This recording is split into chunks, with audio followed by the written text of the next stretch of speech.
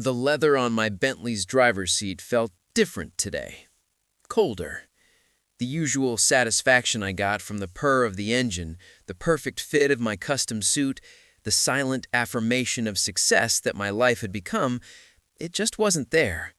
Instead, there was just this low hum of parental anxiety. A new school. For my son, Leo, it was an adventure. For me, Alexander Sterling, CEO of Sterling Innovations, it was a disruption. A necessary one, sure, but a disruption.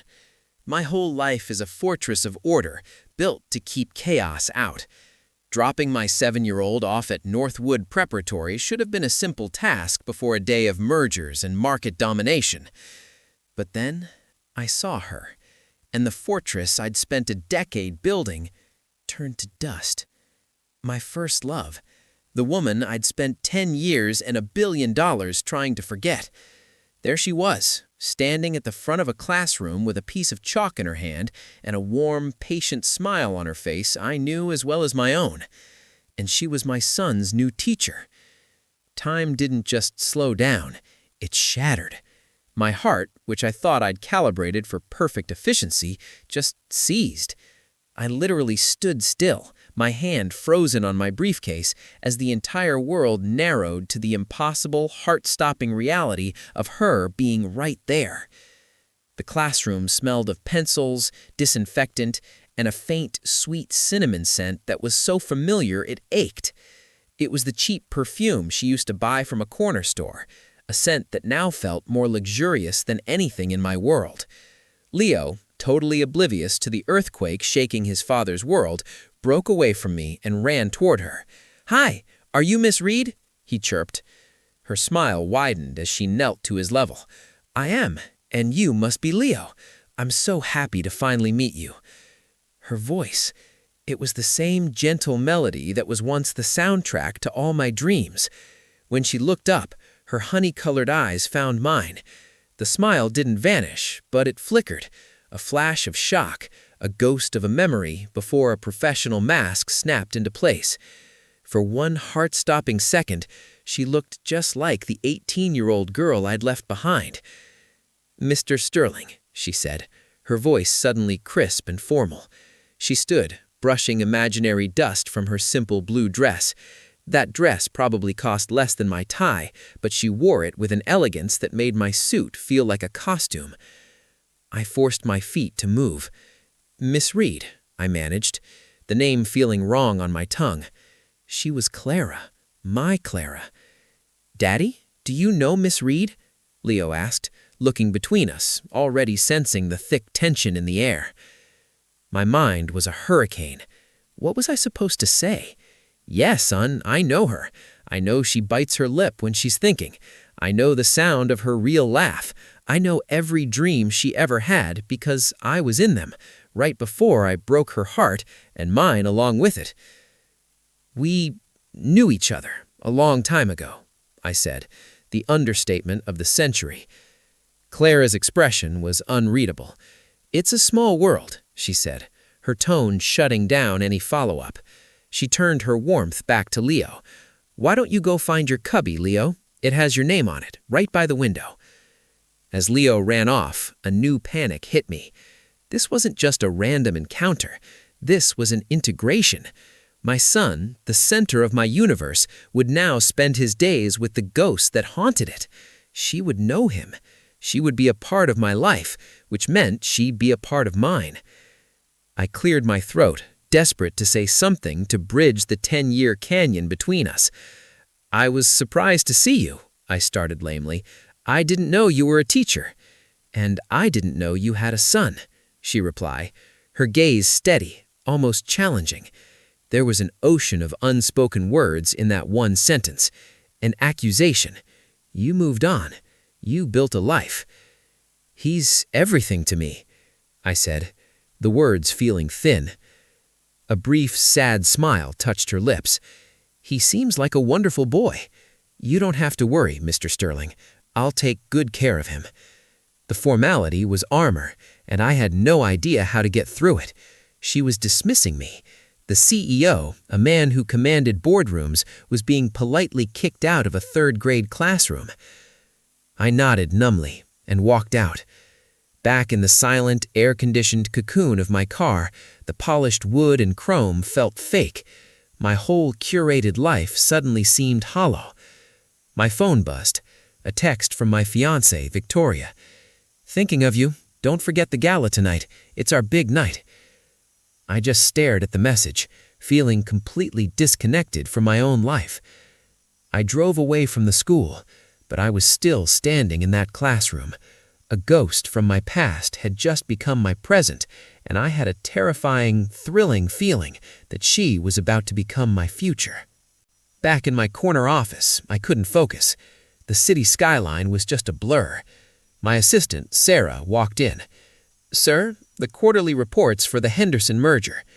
I waved a hand without looking. "Later." She paused, clearly surprised. I'm never a later guy. I'm a 5 minutes ago guy. "Is everything all right, Mr. Sterling?" "Everything's fine," I snapped, and immediately felt like a jerk. "Sorry, Sarah. Just leave them. I'll get to them." As she left, I turned to the massive window. My kingdom. But all I could see was a sun-drenched memory from a lifetime ago. The flashback hit me like a punch to the gut. We were 19, spending the summer at my family's old lake house, a modest cabin they'd long since sold. Clara was sitting on the end of the dock, her feet in the water, wearing my old paint-stained shorts and a faded t-shirt. I came up behind her with 2 sodas. "Penny for your thoughts?" She leaned her head on my shoulder. It just fit. "I was just thinking, this is it.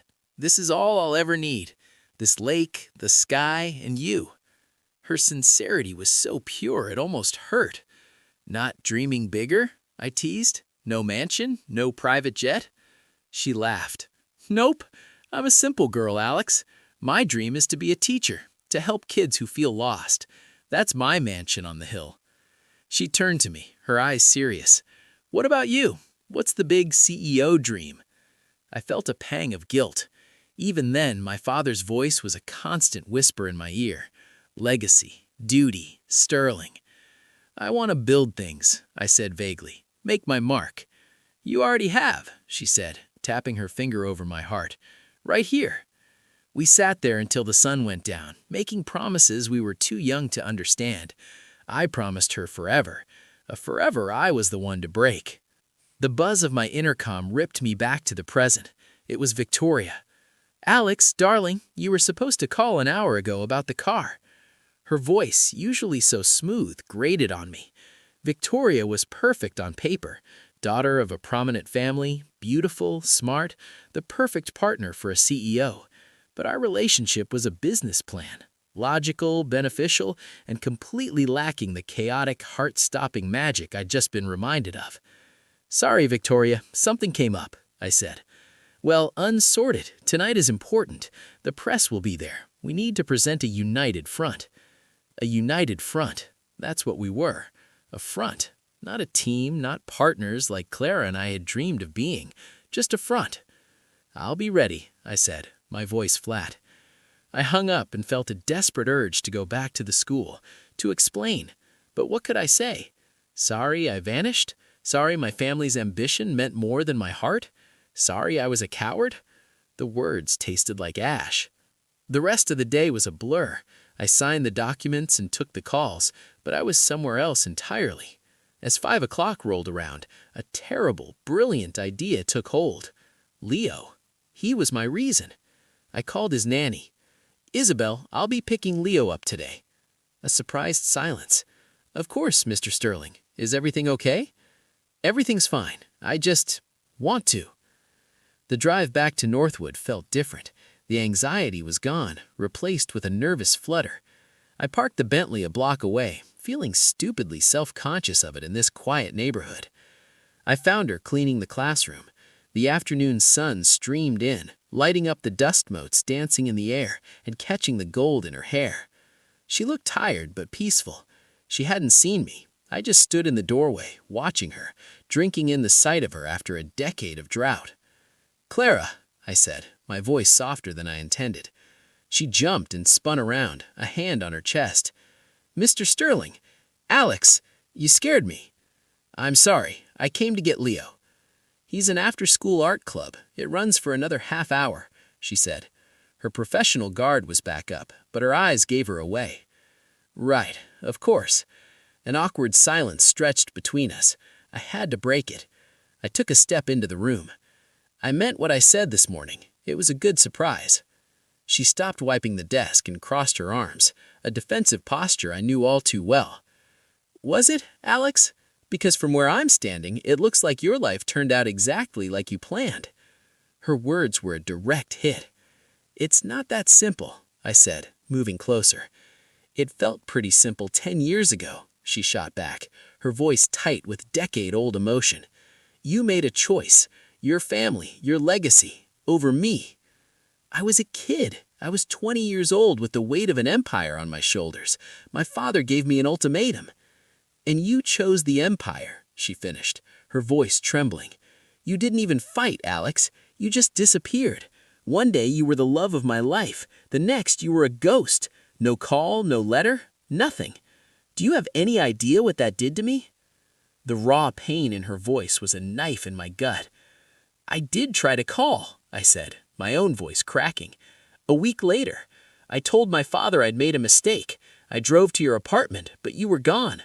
The landlord said you'd packed up and left, no forwarding address. I searched for you, Clara, for years. I hired people. It was like you had vanished." She stared at me, her eyes wide with shock and disbelief. You looked for me?" "Of course I looked for you. I loved you. I was a fool and a coward, but I loved you." She sank into one of the tiny student chairs. "I had to leave," she whispered. "I couldn't stay in a city where every street corner was a memory of you. I went to stay with my aunt in Oregon. I put myself through college. I built a life, a quiet life. I just moved back 3 months ago to take care of my mom. She's sick." So that was it, a simple human reason, just a retreat, a necessity. We looked at each other, the space between us filled with the ghosts of 10 lost years. The sound of kids in the hallway signaled the moment was over. Leo burst into the room, a messy painting in his hand. "Dad, look, it's a rocket ship." He ran to me, then stopped and looked at Clara. "Miss Reed, are you crying?" Clara quickly wiped her eyes, forcing a smile. "No, sweetie, just some dust in my eye. It's a beautiful rocket ship." Walking out of the school with Leo's hand in mine, I felt a seismic shift. This wasn't just about a lost love. It was about the life I could have had, the man I could have been. And for the first time in a long time, I wanted to fight for him. The Foundation Gala was a performance, and I was the star. Victoria, my beautiful co-star, glided through the ballroom, a sea of tuxedos and designer gowns. The whole event was to celebrate my company's new STEM sponsorship for Northwood Prep, a fact that was now intensely complicated. Victoria was in her element. "Darling, Senator Thompson is here. You must say hello." I nodded, my eyes scanning the room, searching for one face, and then I saw her. Clara was standing with other teachers near the back. She was wearing a simple, dark green dress and looked both beautiful and completely out of place. Our eyes met across the room, and for a second, the noise just faded away. I felt an irresistible pull to go to her. Before I could move, Victoria followed my gaze. Her smile tightened. "Oh, look, the school teachers. How quaint." Her tone was light but dripping with condescension.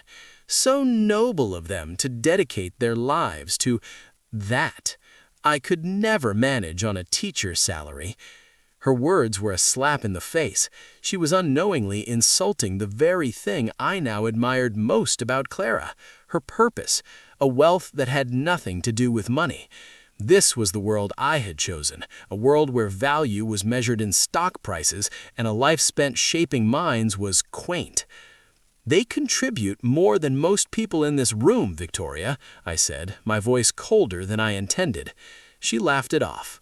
"Don't be so dramatic, darling. Come on, it's time for your speech." Walking to the stage, my mind was racing. The prepared speech, full of corporate fluff, felt like a lie. I stood at the podium and found Clara in the crowd. She was watching me, a mix of curiosity and apprehension on her face. I knew I couldn't give the speech my PR team wrote.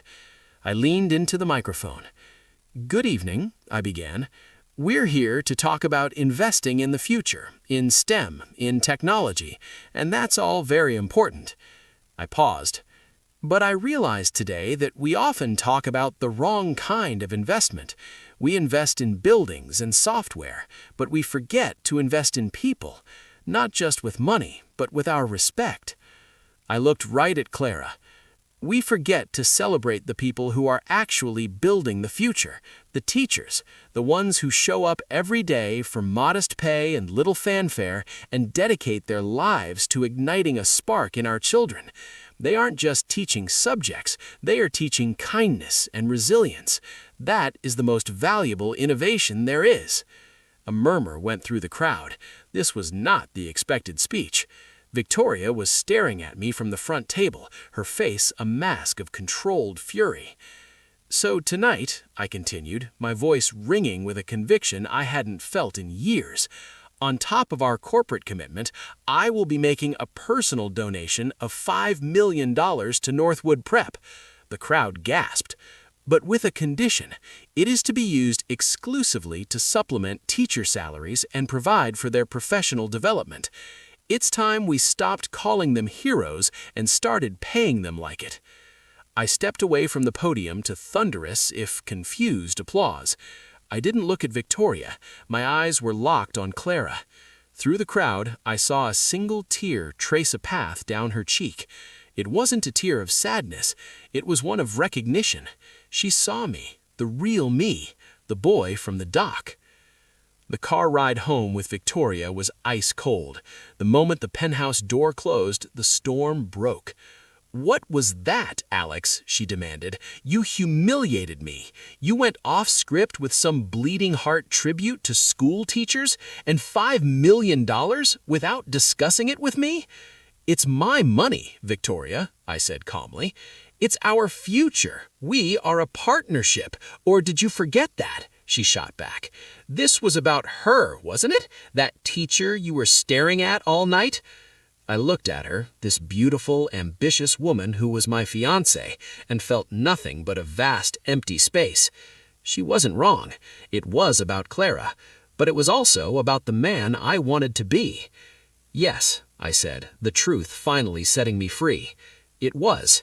And you're right, we aren't a partnership. We're a merger, and I'm canceling the deal." The color drained from her face. "You're ending it because of some no-name teacher from your past?"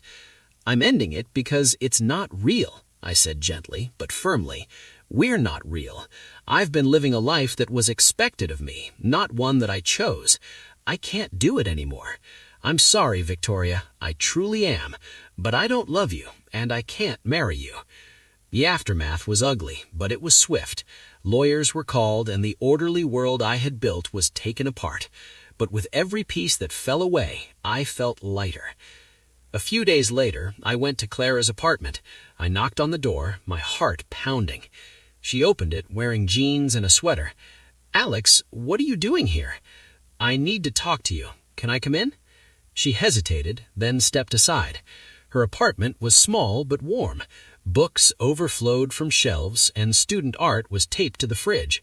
It felt like a home. It felt like her. "I ended my engagement," I said. Clara just stared at me. "Why are you telling me this?" "Because you're the reason," I said, stepping closer. "Seeing you again, it woke me up. I've been sleepwalking for 10 years, Clara, building an empire because I thought I was supposed to. But it's empty. It means nothing without you." I reached out and took her hand. "What I did a decade ago was unforgivable. I was a coward. I lost the only thing that ever mattered. My speech at the gala, that was for you. It was me trying to say that I see you. I see the incredible woman you've become, and I'm in awe of you."